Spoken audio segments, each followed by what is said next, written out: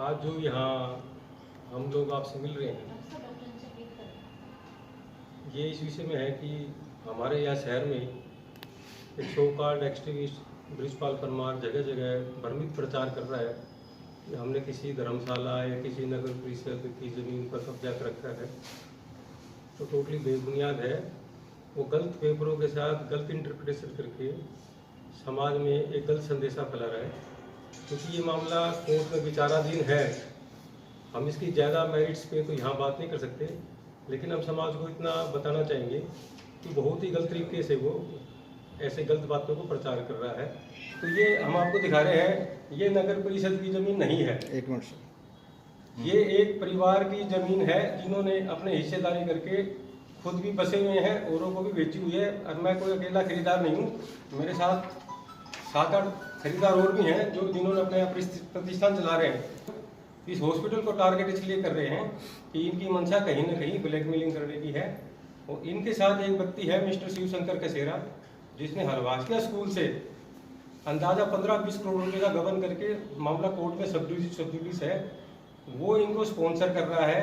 क्योंकि मैं इनका भाई होता हूँ और मैं उस केस में एज ए एक्टिविस्ट भी हूँ, एज ए एडवोकेट भी हूँ। और जब ये पिछली साल अस्पताल में सीलिंग करने की बात आई थी गलत सूचना के आधार पर, उन्होंने मेरे पास एक संदेशा भी भेजा था कि आप अपने भाई का केस बचना चाहते हो तो आप स्कूल से केस हटा लो। हमने कहा भी कानून अपना काम करेगा, जो होगा अदालतें फैसले करेगी, हलवासिया स्कूल का भी और अंचल हॉस्पिटल का भी। और उसके बाद अभी ताज़ा 3 दिन पहले ही चंडीगढ़ में एक सुनवाई चल रही थी पंचकुला में, इन्हीं महाशय श्री बृजपाल जी की शिकायत पर हाईकोर्ट ने कहा था इनका जो रिप्रेजेंटेशन है उसको डिसाइड कर दिया जाए। वहाँ ये एक नकली वकील को लेकर पेश हुए। जब वकील साहब से कहा कि इनकी जांच कीजिए, क्योंकि मैं उस व्यक्ति को जानता था, वो डिफॉल्टर है, बोले बताइए जी। वो अपना व्याख्यान नहीं दे पाया। वो नकली वकील था मिस्टर रविंद्र सैनी, जो टोटली दिखाता है कि हलवासिया स्कूल के जो पैसे लेकर भागे हुए लोग हैं उसका इस बृजपाल से खुले में लिंक है। और उनके कहने से ही श्री बृजपाल झूठे सच्चे केस रोजाना डाल रहे हैं। उनका इस जमीन से किसी भी तरह से कोई लेना देना नहीं है। और मैं आपको इस मामले में शेल्ड कब्जा नहीं है, जिन लोगों ने बेची है पहले राजपूतों ने, परिवार वालों ने, इनकी ये जैसे शेल्ड है दूसरे लोगों को बेची गई है पहले, उनके सबके परिवार की तहसीलदार के सामने रजिस्ट्री हुई है। फिर जो ये रजिस्ट्रियां हैं,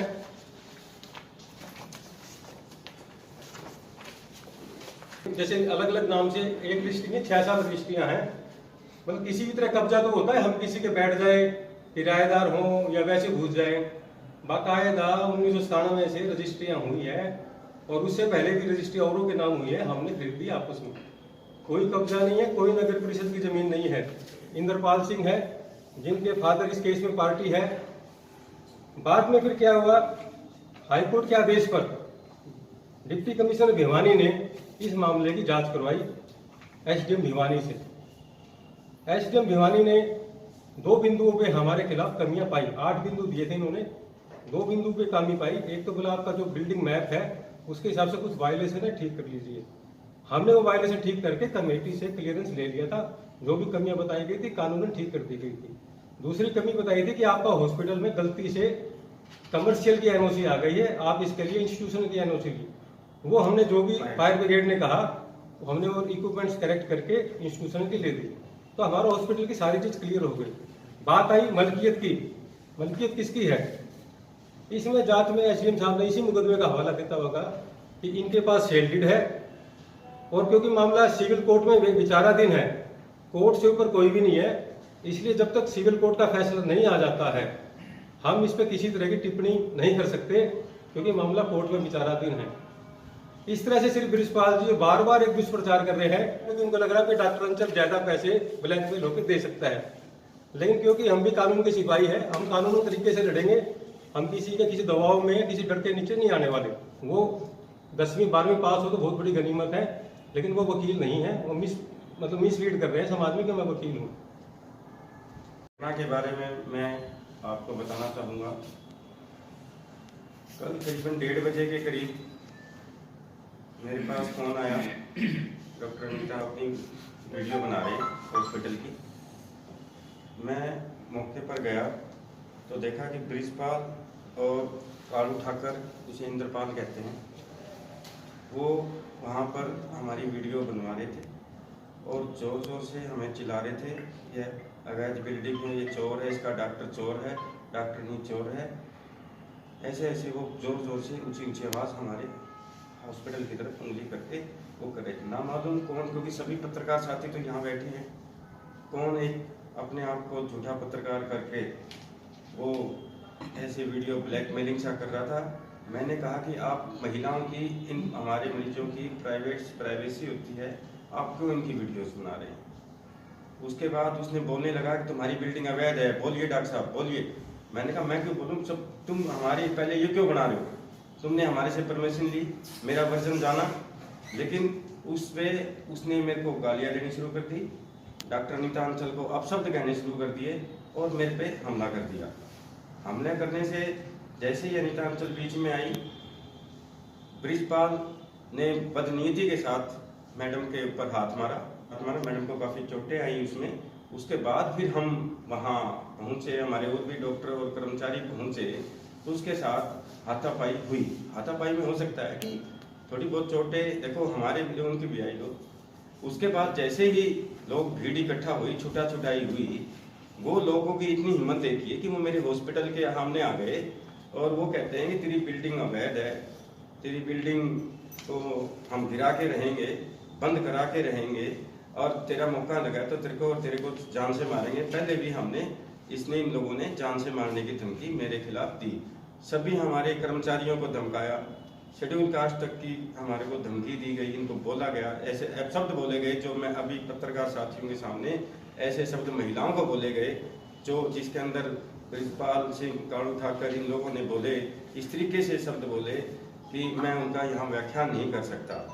तो जिस तरीके से देखो, जब एक मैटर सर ने बताया कि सब जुडिस है, सब जुडिस मैटर के अंदर वो यहाँ व्यक्ति किस अधिकार क्षेत्र में, जो मेरा अस्पताल और मेरा घर भी है, वो किस तरीके से आप मेरी वीडियो बना सकता है। मैं आप सब पत्रकार साथियों से ही पूछना चाहूँगा कि मेरा घर और मेरे बच्चे और मेरे परिवार सब जब यहाँ रहता है, एक मैटर जब सब जुडिस है, तो कौन आके ऐसे मेरी महिलाओं के साथ मेरी मैडम के फोटो खींच रहा है, किस अधिकार के साथ वो आएगा। तो मैं ऐसे समय में मैं क्या करूं, आप लोग बताएं। मैं अगर प्रतिरोध करता हूं तो मेरे ऊपर मुकदमा बनाया जाता है, मैं क्या करूं। मेरे बजाय अगर आप लोग होते, शहर का कोई भी व्यक्ति होता, तो वो क्या करता, वो आप बात करो। अगर मैं शहर के सभी प्रमुख व्यक्तियों से मैं अपील करता हूं कि ये जो ब्लैकमेलर बार बार मेरे को ये कह रहा है कि मैंने बिल्डिंग अवैध बना रखी है, कभी कहता है इसका नक्शा पास नहीं है, कभी कहता है इसका नक्शा गड़बड़ है, कभी जमीन इसकी राजपूतों की है, कभी। मैं आपको ये बता देता हूँ, मैंने यह जमीन अपने आप, ये बिरजू वकील है, वो साथ में ही है, ठीक है, उससे खरीदी। बिरजू वकील इन्हीं का परिवार का आदमी है, राजपूत परिवार मेरे साथ रहते हैं। मैं बंसी पाना का लड़का हूँ, उनके साथ मेरे आजू बाजू सारे मेरे परिवार के साथी हैं, सभी हमारे डॉक्टर्स भी राजपूत भी हैं।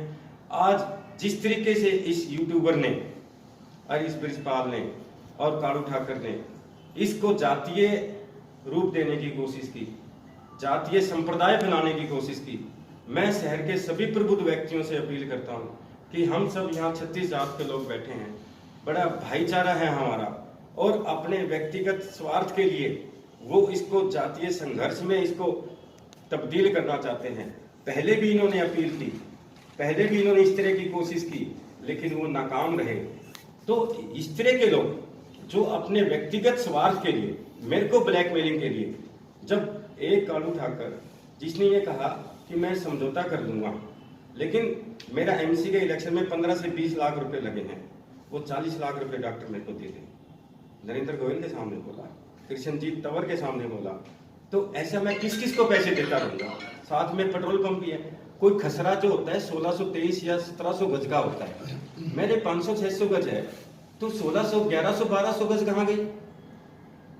वो मेरे ऊपर भी क्यों पीछे पड़ रहा है? क्योंकि मेरे से एक्सट्रोशन चाहता है, ब्लैकमेलिंग चाहता है। वो ये कि किसी तरह से हलवासिया स्कूल से ये आ जाए, बड़ा करोड़ों का मामला है। उसके अंदर उसकी पुष्टि ऐसे भी होती है, इसने आयुष्मान में इसने किया, नक्शा मेरा पास है, नक्शे की कॉपी हमने 5,19,000 रुपये पैसे भर रखे हैं, सब कुछ भर रखा है, सारी चीजें। क्यों व्यक्ति वो हमें डिफेम कर रहा है? कभी मैडम को डॉक्टर ही कहता है, नकली डॉक्टर है, चोरी करते हैं, नकली दवाइयां बेचते हैं। इन लोगों ने, इसी कालू ठक्कर ने ऑन द रिकॉर्ड की बात है, खटिकान मोहल्ला में एक फीमेल के पास गया, एक दवाई वाले के साथ, बोला ये दवाई डॉक्टर अंचल के हॉस्पिटल में रखा। वो दवाइयां इस तरह से गर्भपात की दवाइयां थी। उस फीमेल ने आके मेरे को बताया, हमने विनोद गेट चौकी में जाके उसके बयान करा रखे, ऑन दी रिकॉर्ड की बात है ये। मैं, नरेंद्र गोयल और शिवाज साहब उस समय होते थे। आप सभी पत्रकारों को मैं बताता हूँ कि आप जाके उनसे पता कर सकते हैं, वो फीमेल आज भी वही है कि ये गर्भपात की दवाइयां रखवाने के लिए उसको पैसे देने के लिए गए, उसको कहने गए कि वहां जाके गर्भपात की दवाई रखो। ये समय पर इस तरह से चीजें करते रहते हैं, हड़ताल के इर्द गिर्द रहते हैं ये लोग कि हड़ताल को किस तरह से डिफेम किया जाए। एक मैं देख रहा हूँ हाई कोर्ट का फैसला है, एक विकास नगर में इन्होंने मकान पे कब्जा कर रखा है जिसमें कोर्ट केस चल रहा है इनका। इन्होंने झूठी साची करके एक FIR वहां भी करा दी, मारपीट करके मालिकों से। हाई कोर्ट ने इनको 25,000 रुपये जुर्माना लगाया कि तुम झूठी शिकायतें करते हो। इस हाई कोर्ट की जजमेंट की कॉपी आपके सामने ये है कि ये आदमी पहले से ही लड़ने के हिसाब से रहता है। फिर ये गरीब आदमी जो अपने आप को इकोनॉमिकल वीकर सेक्शन से कहता है कि सुप्रीम कोर्ट भी गया, सुप्रीम कोर्ट ने कहा हाई कोर्ट ने आपको जुर्माना ठीक लगाया है, हम इसलिए इस पे कोई चेंज नहीं करना चाहते, आपकी सजा सही दी गई है कि आप झूठे केस डालते हो। उसके बाद इसने क्या किया, हलवासा स्कूल में ही अध्यापकों को परेशान करने के लिए, वहां के एडमिनिस्ट्रेशन को इफेक्ट करने के लिए वहां के एक टीचर को पीट दिया और अपने बेटे के नाम से एक FIR करवा दी कि इस टीचर ने मेरी दंड बैठक लगवाई 100-200। यहाँ पर SSP साहब थे श्री गंगाराम जी पुनिया, उन्होंने उस मामले को कहा टीचर तो कभी किसी को पीटेगा नहीं, मारपीट करेगा नहीं, प्रिंसिपल किसी को मारेगा नहीं।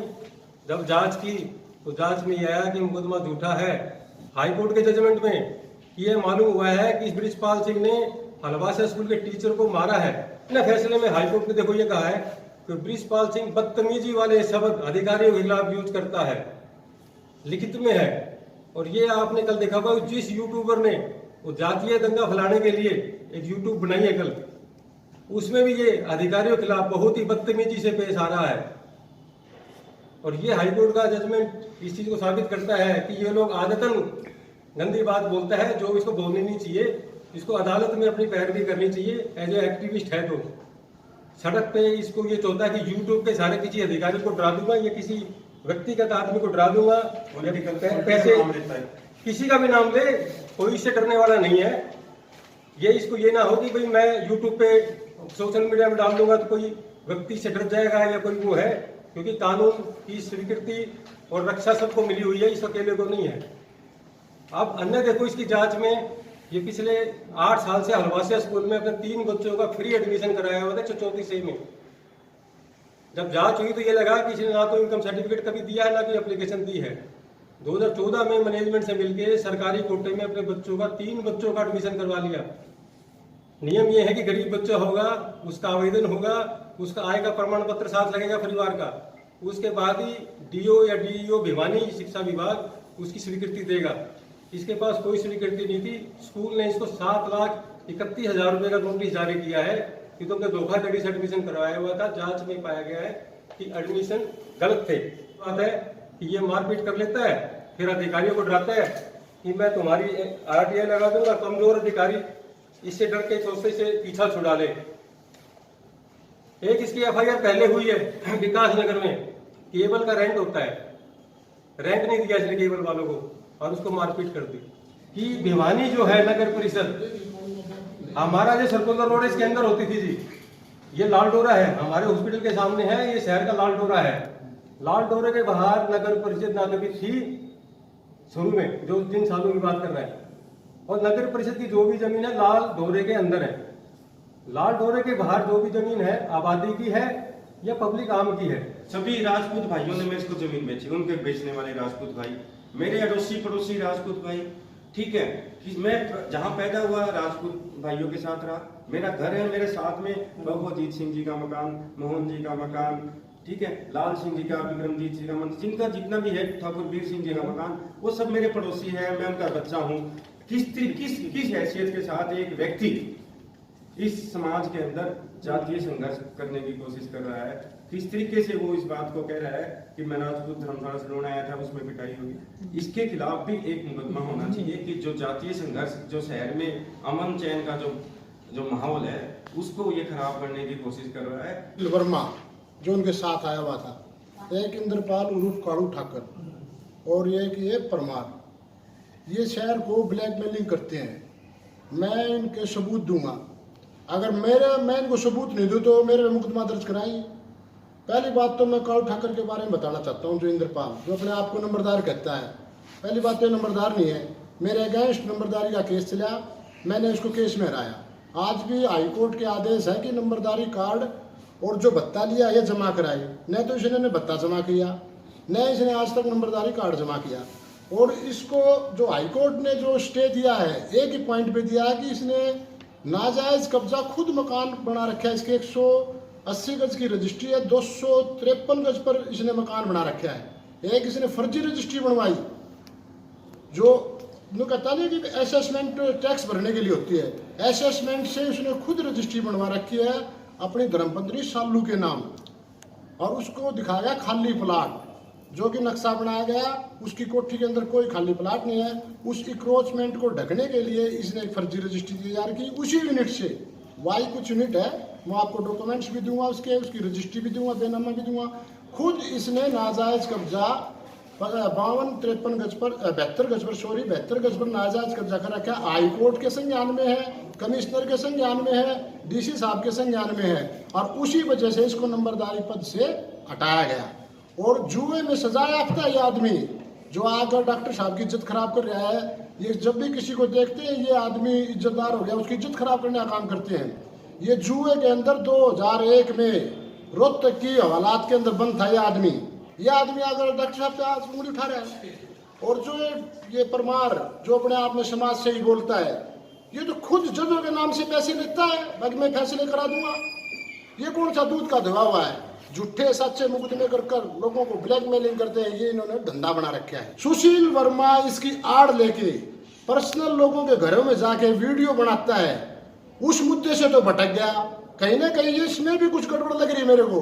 जो सुशील वर्मा कभी जोड़ पे जाता है, कभी डॉक्टर साहब के हॉस्पिटल पे आता है, तो एक हाईलाइट मामला जो है सच्चाई का उसको तो छोड़ गया, और वे फजूली बातों में आकर ये चीजें चला रहा है। उसके भी कुछ दिमाग में चल रहा है कि मेरे को कुछ चाहिए। तो जो सच्चाई है ये सच्चाई है।